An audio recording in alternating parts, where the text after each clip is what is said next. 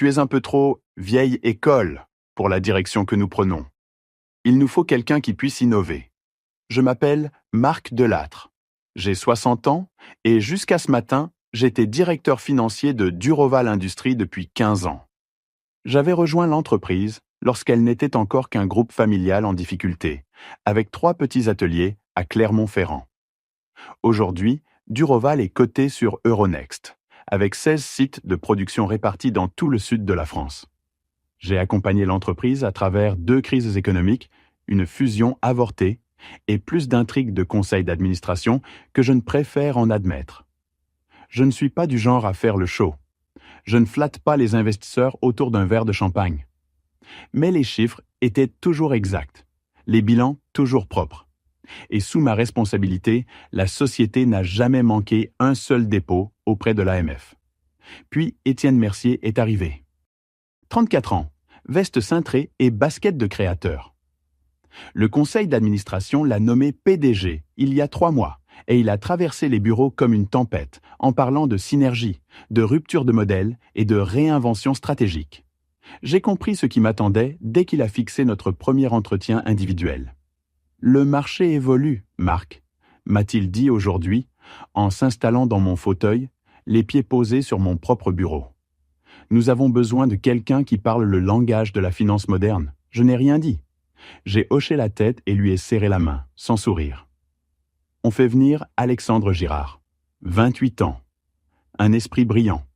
Il vient de faire une conférence TEDx sur l'innovation financière qui fait beaucoup de bruit sur LinkedIn. Je vois, ai-je répondu d'un ton calme. La transition est prévue pour quand? Étienne a souri, visiblement surpris par mon sang-froid. 2 semaines. On fera l'annonce à la prochaine réunion du conseil. Cet après-midi-là, alors que tout le monde assistait à une réunion plénière sur notre nouvelle orientation stratégique, j'ai vidé mon bureau. 15 ans dans cet espace, et tout tenait dans un carton. Des photos de famille, une médaille souvenir de notre introduction en bourse, et la pochette en cuir que ma femme Claire m'avait offerte avant sa maladie. En partant, j'ai croisé Sophie du service comptabilité, près de l'ascenseur. Elle retenait ses larmes, elle était là depuis le premier jour. « Ne t'en fais pas, lui ai-je dit.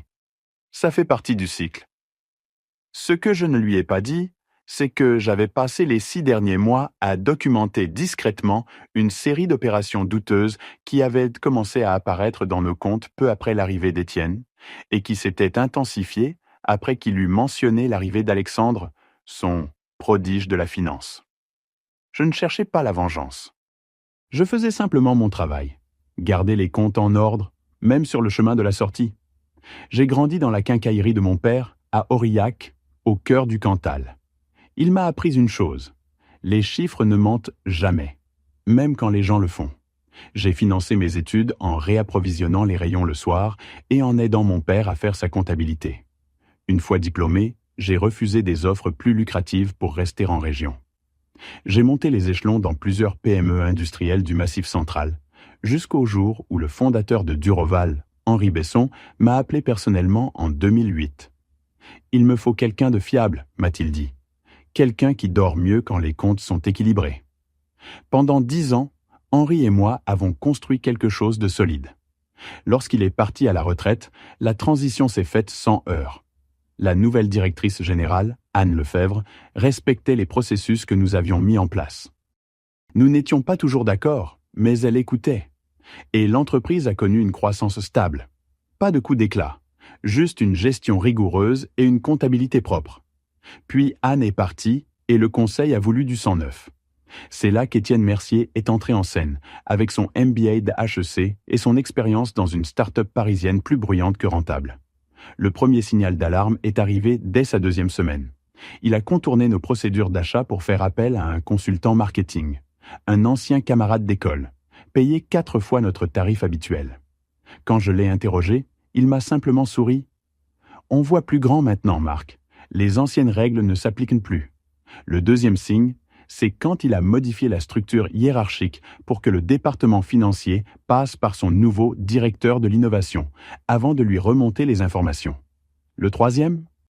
Je l'ai entendu dire au téléphone que notre comptabilité reposait sur des méthodes dépassées et qu'il fallait trouver des solutions créatives. C'est là que j'ai commencé à être plus attentif. Des anomalies sont apparues, des contrats fournisseurs avec des entités impossibles à vérifier, des honoraires versés sans aucun livrable, des réaffectations de budget sans validation des responsables. Ma propre équipe a commencé à s'en rendre compte. Un soir, alors que j'examinais les rapports trimestriels, Julien, de l'audit interne, est passé par mon bureau. « Il y a quelque chose de bizarre dans le suivi des investissements tech », m'a-t-il dit à voix basse.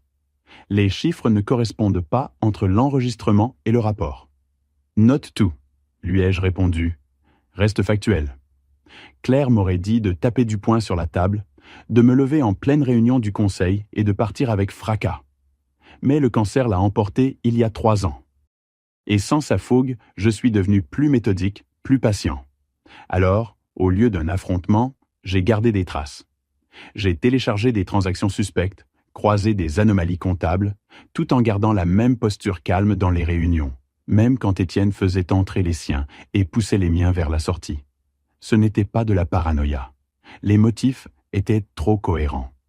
Quelque chose de plus vaste se tramait, et tout tournait autour de ce prodige de la finance, Alexandre Girard. Ma dernière réunion du conseil a duré exactement 22 minutes. Pas un mot sur mes 15 années de service. Pas de discours, pas de cadeau, rien. Juste un point de l'ordre du jour intitulé « Mise à jour, transition du directeur financier ». Étienne a parlé de nouvelles orientations fiscales enthousiasmantes, tandis que je restais silencieux au bout de la table. Le président, Guillaume Faure, n'a pas osé croiser mon regard. Il siégeait déjà au conseil quand Henri m'a recruté.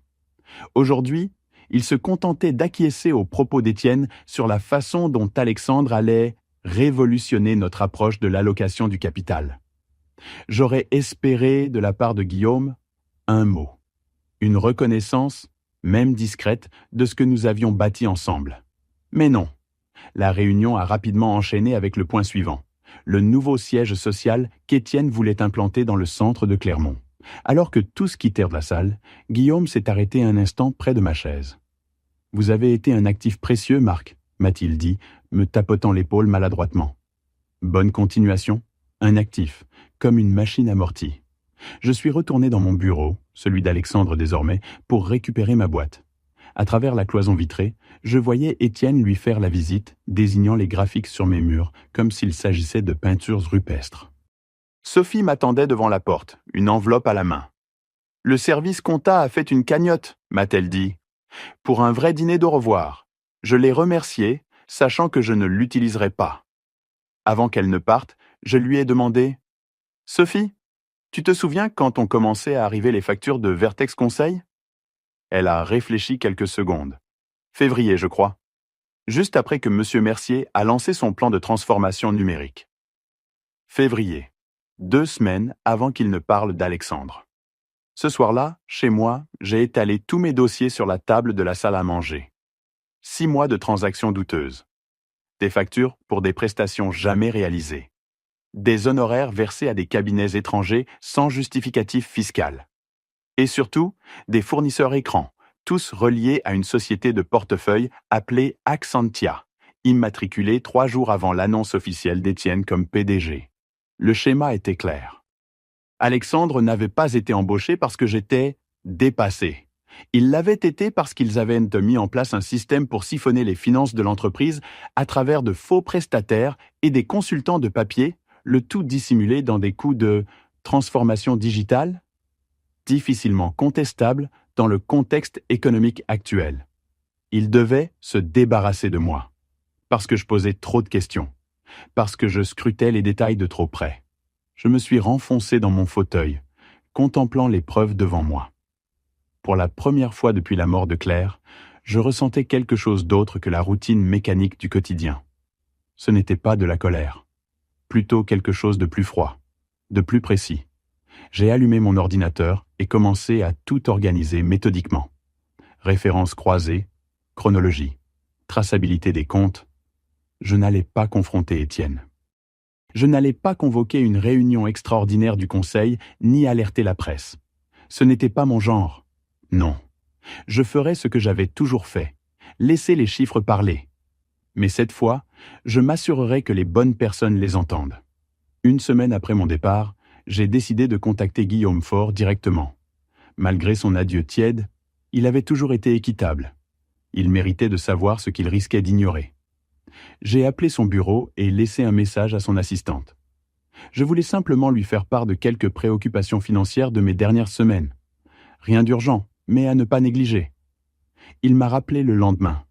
Sa voix était prudente. « Marc, heureux de t'entendre. Étienne m'avait dit que tu pourrais nous contacter. Mon estomac s'est noué. » « Ah bon ? Qu'a-t-il dit exactement ? Que tu avais du mal à tourner la page ? Que tu avais évoqué des inquiétudes à propos des nouveaux systèmes, mais qu'Alexandre y avait déjà répondu. Guillaume, il y a des irrégularités qui datent d'avant l'arrivée d'Alexandre. Des choses sérieuses. Un silence. Écoute Marc, je comprends que ce soit difficile. 15 ans, c'est beaucoup, mais le Conseil soutient pleinement la vision d'Étienne. Et Alexandre a déjà rationalisé plusieurs processus que tu avais signalés comme problématiques. Ce n'est pas... Enfin... Désolé, j'ai un autre appel. On pourra peut-être discuter à la soirée de fin d'année ? J'ai cru comprendre que tu étais toujours sur la liste des invités. Un beau geste d'Étienne. Un beau geste. Vraiment ? J'aurais voulu demander. Mais il avait déjà raccroché. Considérant quoi, exactement ? J'aurais voulu lui demander, mais Guillaume avait déjà raccroché. Le lendemain matin, j'ai reçu un courriel du service juridique de Duroval. Le ton était neutre, soigneusement rédigé, mais le message était limpide. Toute allégation d'irrégularité financière sans preuve solide pourrait être considérée comme diffamatoire. Il se réfugiait derrière le droit. Et il me rappelait aimablement mon engagement de confidentialité. Le cercle se refermait. Étienne avait anticipé que je pourrais remarquer les incohérences, et il avait pris soin d'empoisonner les puits avant mon départ. Il me fallait une autre approche. Julien, de l'audit interne, avait travaillé dans mon équipe pendant 8 ans. S'il y avait eu d'autres anomalies, c'était lui qui les aurait vues. On s'est retrouvés dans un bistrot à la sortie de Riom, bien loin des regards. Julien était nerveux, jetant des coups d'œil constants autour de lui. « Ils m'ont promu », a-t-il dit avant même que je pose une question. « Nouveau poste, nouveau salaire. Je rapporte directement à Alexandre maintenant. »« Félicitations », ai-je répondu en gardant un ton neutre. « Et comment ça se passe ?» Il fixait sa tasse. « Ils ont changé tout le système de reporting. Nouveau logiciel, nouvelle procédure. Alexandre dit que c'est plus efficace. » « Et ça l'est ?» Julien releva les yeux. Son regard était tendu. « Marc, je ne peux pas. Ils m'ont fait signer d'autres clauses de confidentialité, et ils surveillent tous ceux qui travaillaient avec toi de près. Je comprends. Ils disent quelque chose à mon sujet, n'est-ce pas ?» Il baissa la voix. « Que tu t'opposais au changement, que tu as fait des erreurs dans le dernier rapport trimestriel et qu'Alexandre les a corrigées. Certains murmurent même qu'il y aurait eu des problèmes d'éthique. J'ai serré ma tasse si fort que j'ai cru la briser. Ils ne se contentaient pas de m'avoir évincé. Ils étaient en train de détruire ma réputation pour masquer leurs traces. « Je dois y aller, » dit Julien en déposant quelques billets sur la table. « J'ai un prêt immobilier et des jumeaux qui entrent à la fac l'an prochain. »« Je ne peux pas. »« Je comprends, » dis-je, esquissant un sourire. « Prends soin de ta famille, Julien. » Il partit précipitamment. Je restais seul, digérant les implications de ce que je venais d'entendre. Mes options fondaient. Le conseil ne m'écouterait pas. Mon ancienne équipe avait été éparpillée ou réduite au silence. Et maintenant, il s'attaquait à ma crédibilité. Il devenait quasiment impossible d'émettre des doutes sans passer pour un ancien cadre aigri. Ils pensaient m'avoir acculé. Mais ils avaient oublié une chose. J'avais encore accès aux serveurs d'audit. Pendant mes derniers jours à Duroval, alors que tout le monde croyait que je me contentais de vider mes tiroirs, j'avais discrètement activé un compte administrateur d'urgence. Une pratique de sécurité standard en cas de transition système que personne n'avait songé à désactiver. Ce ne serait pas permanent, mais peut-être suffisant. Ce soir-là, j'ai utilisé mes accès pour me connecter au serveur d'audit de l'entreprise. Je savais qu'ils finiraient par détecter et supprimer le compte, alors j'ai travaillé vite. J'ai suivi les pistes financières déjà identifiées. Et ce que j'ai découvert reléguait mes soupçons initiaux au rang d'aperçu naïf. Accentia Conseil n'était pas qu'une simple holding.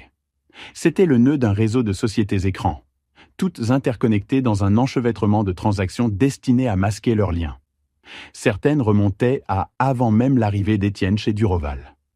Ce n'était pas un vol opportuniste, c'était une infiltration méthodique. Plus je creusais, plus l'image devenait nette. Étienne n'avait pas été embauché malgré son parcours terne. Il avait été placé là.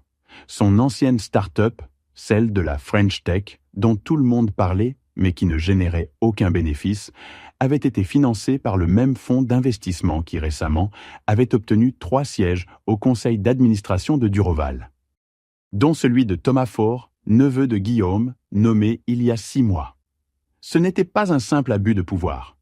C'était un plan orchestré pour siphonner la valeur de l'entreprise sous couvert de modernisation. J'ai téléchargé tout ce que j'ai pu, organisé par date, nature, origine.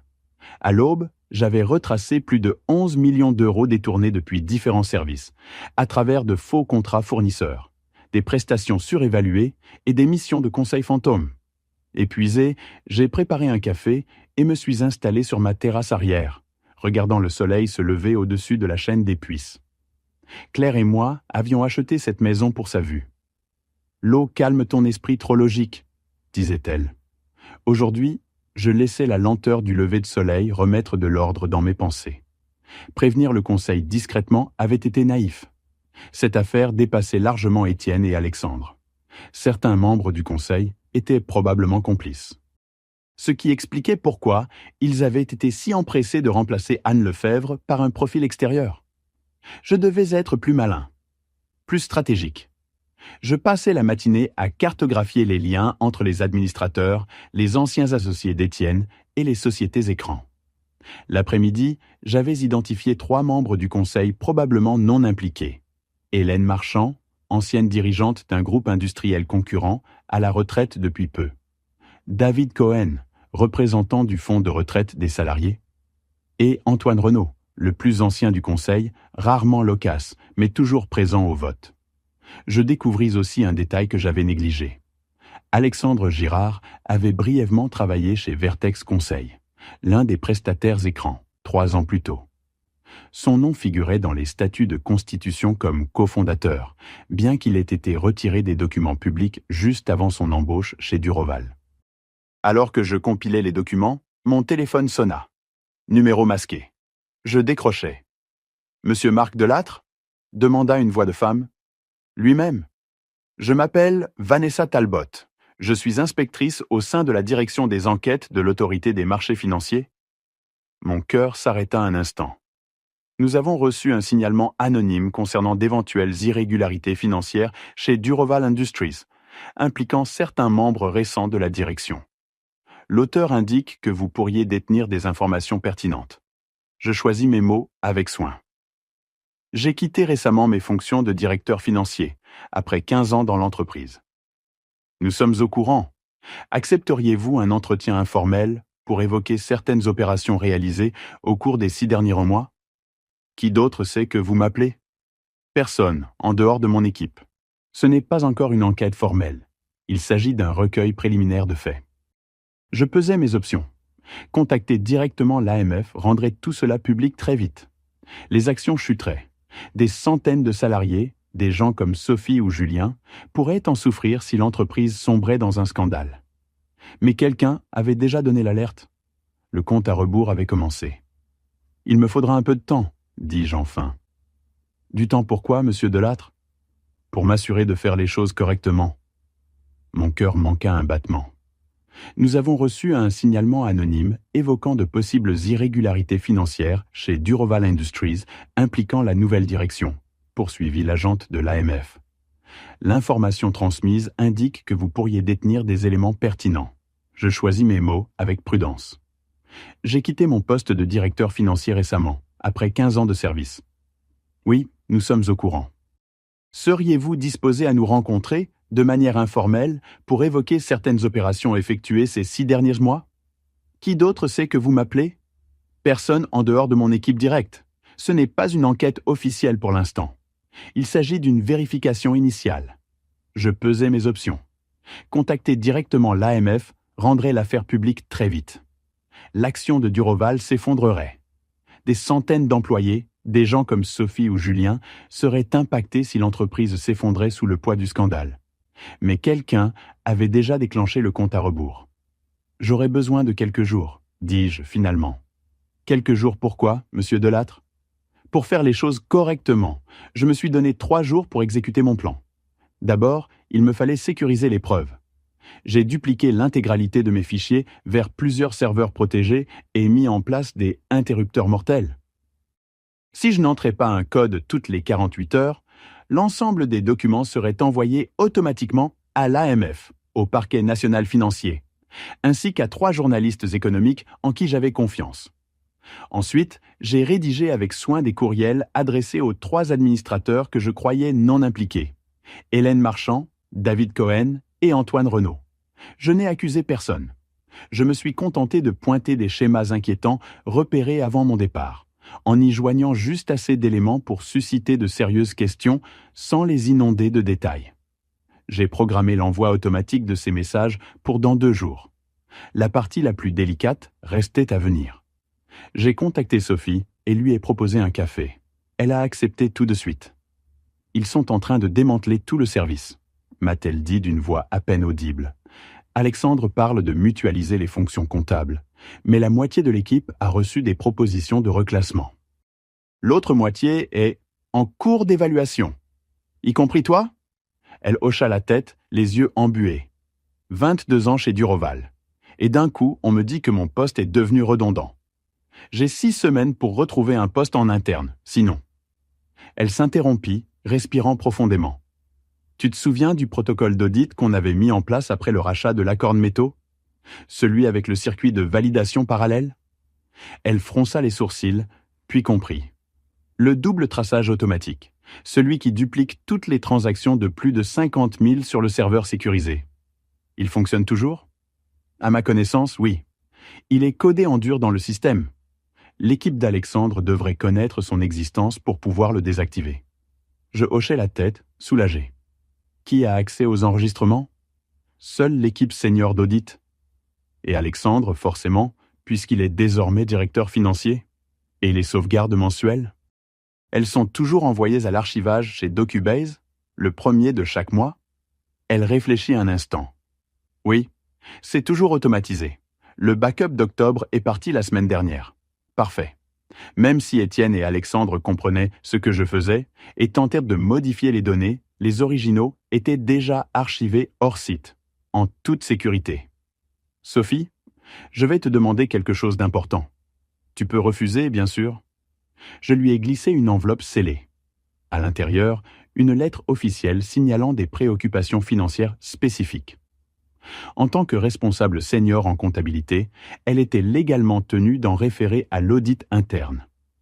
Tout ce qui y figurait était issu d'éléments auxquels elle avait légitimement accès. Si tu la déposes, personne ne pourra légalement te sanctionner sans activer les protections liées à l'alerte professionnelle. Sa main tremblait en prenant l'enveloppe. C'est pour ça qu'ils veulent vraiment me faire partir ? Parce qu'ils savent que je pourrais tomber dessus ? Probablement. Et si je la remets, ça crée une trace officielle, qui ne pourra pas être ignorée. Exactement. Et ça forcera l'audit interne à lancer une enquête sur des opérations bien précises, celles que j'ai déjà documentées ailleurs. Sophie se redressa. Je peux le faire demain matin. Ce serait parfait. Sur le chemin du retour, j'ai fait 2 arrêts. D'abord chez un notaire pour signer une déclaration sous serment détaillant tout ce que j'avais découvert. Puis chez mon avocat, où j'ai laissé des instructions scellées à n'ouvrir qu'en cas de disparition ou d'accident. Ce soir-là, j'ai reçu un message de Julien. Zé pose beaucoup de questions sur les anciens protocoles d'audit. Il a l'air nerveux. Fais attention. Ils commençaient à comprendre leur erreur. Ils avaient été si concentrés sur ma mise à l'écart qu'ils n'avaient pas envisagé ce que j'aurais pu conserver. Les pièces du puzzle étaient en place. Il ne restait plus qu'à attendre. 6 semaines après mon départ, tout a explosé en même temps. L'audit déclenché par la lettre formelle de Sophie est arrivé sur le bureau d'Alexandre le même matin où mes courriels détaillés parvenaient aux 3 administrateurs non impliqués. À midi, Hélène Marchand avait convoqué une réunion extraordinaire du Conseil, en tant que présidente du comité d'audit. Je n'y étais pas, mais Sophie m'envoyait des messages au fil de la journée. Réunion à 14 heures. Étienne est livide. A vient d'être escorté dans une salle avec des juristes. Les auditeurs externes sont là. Ils prennent le contrôle de la salle principale. Le soir, la rumeur circulait déjà dans les couloirs. Duroval faisait l'objet d'une enquête interne pour irrégularité financière. Tous les cadres recrutés pendant la période Mercier ont été suspendus, en attente d'un audit judiciaire complet. J'ai éteint mon téléphone et suis allé marcher le long de l'Allier. En contrebas, les lumières de Clermont s'allumaient doucement, alors que le ciel s'assombrissait. Pour la première fois depuis des mois, mes épaules se relâchèrent. Le lendemain matin, j'avais 3 appels manqués. Guillaume Faure, Étienne Mercier et Thomas Faure. Je n'ai répondu à aucun d'eux. En revanche, j'ai décroché quand Antoine Renaud m'a appelé, le plus ancien membre du conseil. 15 ans de compte impeccable, Marc, dit-il d'une voix rauque. Aucun scandale, aucune rectification, aucun retard de dépôt. J'aurais dû dire quelque chose quand ils t'ont évincé. Tu le fais maintenant, Antoine. C'est ça qui compte. Le conseil m'a nommé président par intérim, le temps d'y voir clair. Guillaume et Thomas ont démissionné, ainsi que 2 autres. Nous avons mis fin aux fonctions d'Étienne et d'Alexandre pour faute grave. Je restais silencieux. On aimerait que tu reviennes, Marc. Temporairement, pour aider l'équipe d'audit judiciaire et stabiliser la situation. Je regardais une péniche glisser lentement sur l'Allier, stable, silencieuse, déterminée. J'aiderai pour l'enquête, dis-je enfin. Mais je ne reviendrai pas pour de bon. Puis-je te demander pourquoi? Parce que Duroval a besoin de quelqu'un capable d'innover, dis-je en esquissant un sourire. Et moi, je suis peut-être un peu trop. À l'ancienne? 3 mois plus tard, j'étais installé sur la terrasse de mon nouveau chalet dans le Cantal, regardant le soleil disparaître derrière les monts du Massif central. La maison n'était pas grande, 2 chambres et un bureau, mais la vue suffisait à elle seule. L'enquête chez Duroval avait confirmé ce que je redoutais. Un système organisé de détournement de fonds par des contrats fictifs et des coûts artificiels. Étienne, Alexandre et plusieurs membres du conseil faisaient désormais face à des poursuites pénales pour abus de biens sociaux, fraude fiscale et manipulation comptable. J'avais passé 6 semaines à aider les experts judiciaires à reconstituer le schéma complet. Puis j'avais vendu la maison de Clermont-Ferrand et pris la route des montagnes, celles où Claire et moi avions toujours rêvé de finir nos jours. L'accord proposé par Duroval pour mes services de consultant durant l'enquête était généreux. Assez pour acheter ce chalet content et garder de quoi vivre tranquillement. J'avais été clair dès le départ. Pas de communiqué de presse, pas de conférence, pas de retour théâtral. Ce n'était pas mon style. Mon téléphone vibra. Un message de Sophie. Promue directrice comptable, le nouveau PDG veut tout reconstruire proprement. Je souris. Je répondis « Bien mérité. N'oublie jamais de garder un circuit d'audit parallèle. » Mon avocat m'avait appelé la veille. L'AMF avait officiellement clos le dossier après que Duroval avait accepté des sanctions financières et une réforme complète de sa gouvernance. Aucun impact sur les salariés ni sur les actionnaires. La bonne décision. Alors que la nuit tombait sur les reliefs, j'ouvris le vieux porte-documents en cuir que Claire m'avait offert bien des années auparavant. À l'intérieur, une photo de nous deux prise au bord du lac, l'été avant son diagnostic. « Tu avais raison », dis-je à son visage souriant. « J'aurais dû prendre plus de temps pour des vues comme celle-ci. Demain, je descendrai en ville rencontrer le directeur d'une petite association locale. Il avait besoin d'aide pour remettre à plat sa comptabilité. Rien de spectaculaire, juste des chiffres clairs, des comptes propres pour des gens qui font un vrai travail. Certains appellent ça « à l'ancienne ». Moi, j'appelle ça « l'intégrité ».